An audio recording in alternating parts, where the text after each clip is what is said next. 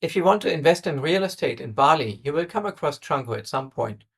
In this video, I will analyze the profitability you can expect when you invest in a townhouse in Canggu, off-plan.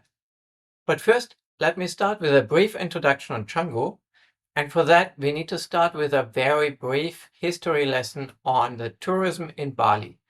Don't worry, I won't bore you too much with it, just the essential bits. Bali has been a major tourism destination for about half a century now, but only in the last 15 years it really took off. And there are a couple of traditional tourist destinations like Uluwatu, Ubud, Kuta, Sanur, and there have been major hotels like large resorts in these locations for a long time. Nusa Dua could host the G20 in 2022 because there are so many of these large international hotel chains.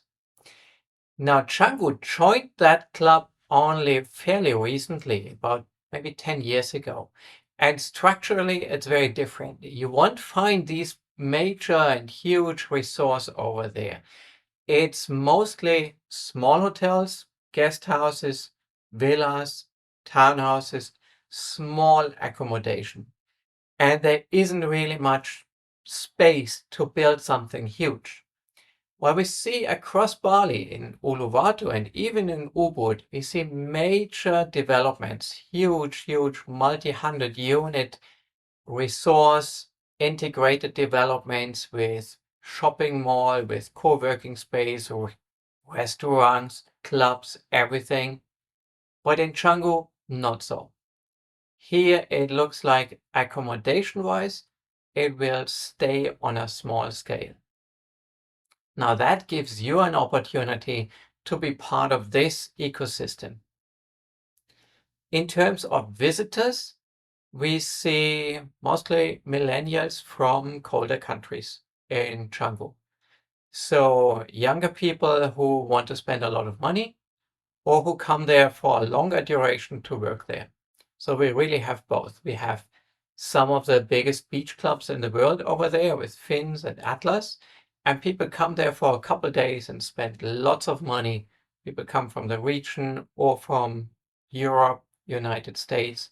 So we have all kinds of tourists who spend many $100s per day, or those who come for a longer duration, digital nomads who stay there in the long run. Now let's have a look at townhouse concretely.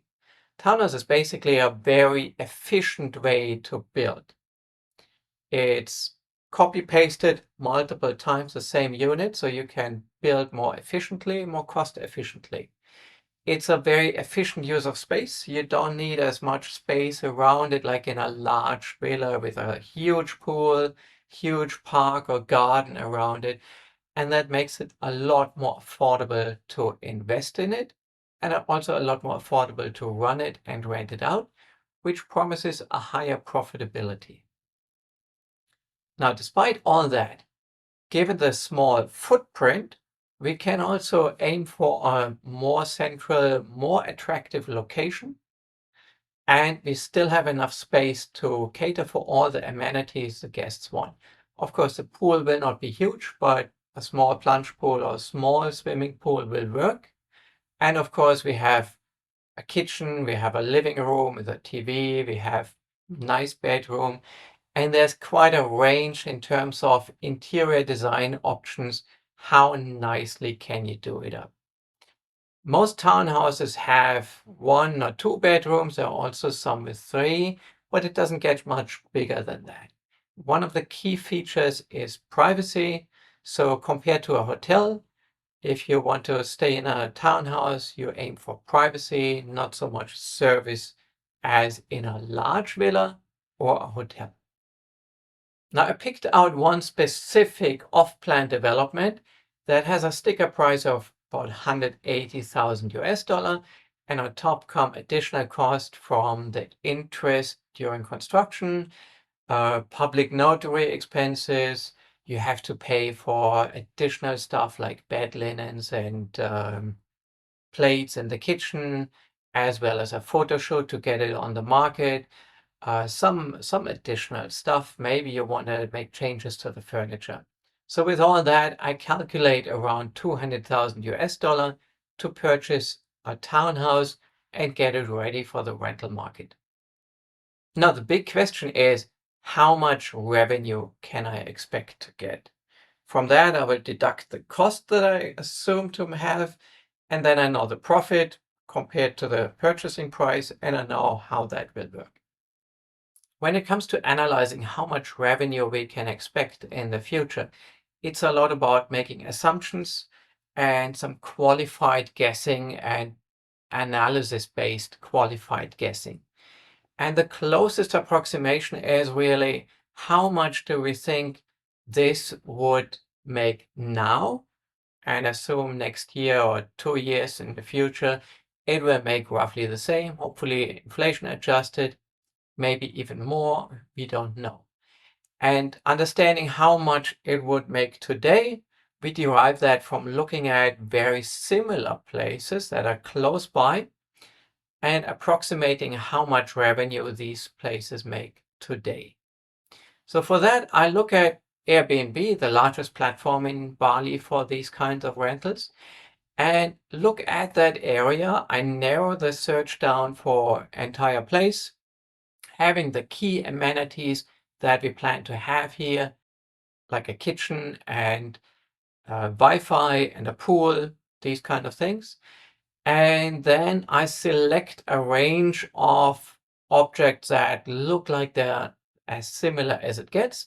And then I have a bit of a deep dive in those. I look at the occupancy rate they have, and I look at the rates they have.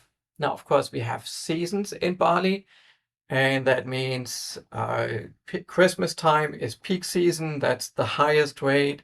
Then we have lowest rate, let's say November or so. And we have other high season in summer, July, August. And I approximate an average annual rate somewhere in between. So there is some qualified guessing and making some adjustments involved.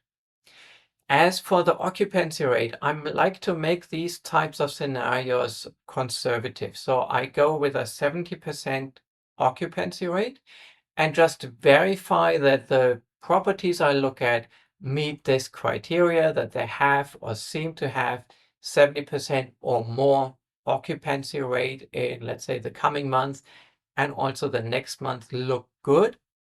And if they don't, then maybe the prices are too high, or they're too new on the market, or something is wrong there. So I took out about a dozen objects and filtered out in a deep dive. Some were too new on the market. They didn't have any bookings. They don't know what price to charge themselves, so that we can't really get any information out of these. And for others, they are not new on the market, but they still don't seem to know, so they have a way too high price and the occupancy rate is low, so we can only make some assumptions. What would they reasonably get to have a good occupancy and get a little bit of information out of them? But in general, given the number is large enough, we can estimate a range of average daily rates, and that is definitely above 200 US dollar a day. And we can also look at the outliers. There are some properties that fall below this line of $200, and we want to dig a bit deeper into those because we don't want to invest a lot of money and only see a couple years down the road that our property ended up in this low value segment. So we want to understand, why do they charge low? Why can't they charge more? And we want to make sure that our project ends up in a higher price segment. And within that range, maybe we can also identify the factors that help a property to charge more money, so we can really get the highest reasonable daily rate out of it. Now, with all that, we can have an estimate, conservative estimate for the average daily rate, I take the 70% as an occupancy rate, and with that, I have the annual revenue we make. The cost can be estimated fairly easily based on some assumptions. How much does it cost to operate a Airbnb like that? And with that, I have the annual cash flow, I have cost of capital, I need to write off my leasehold property, and with that, I can calculate cash flow as well as profit on an annual basis. And with that, I know how much money, how profitable is this. Now, this is all based on a conservative scenario, and the conservative side is what I use to make the decision, should I invest or not? I also do some more optimistic calculations.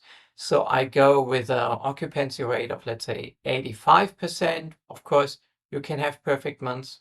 You can have 90 sometimes, but I want it to be in a realistic range, even on an annual or multi-year basis. So I go with 85 and a slightly higher daily rate and see how much profit would that actually bring. And that is a bit to see, is there upside potential that justifies taking the risk of construction and the business risk associated with it? And also, hey, it should be allowed to dream a little bit. So let's see how that one turns out as well. So with all that, I get a decent return on the conservative side of about 10%. And I get an even higher, very good return on the optimistic scenario as well. And with that, it looks like a townhouse in Canggu is a very good investment. And you have to shop around. You have to be really careful. Do your due diligence on the area, on the developer. Is the plan right? Does that make sense? Select your partners carefully. But in general, if you do all these things right, it can be a very lucrative investment. So if this kind of analysis is helpful to you, feel free to subscribe. If you have any further questions or comments on townhouses in Canggu, villas in Canggu, Bali in general, real estate in general, please leave them in the comments below.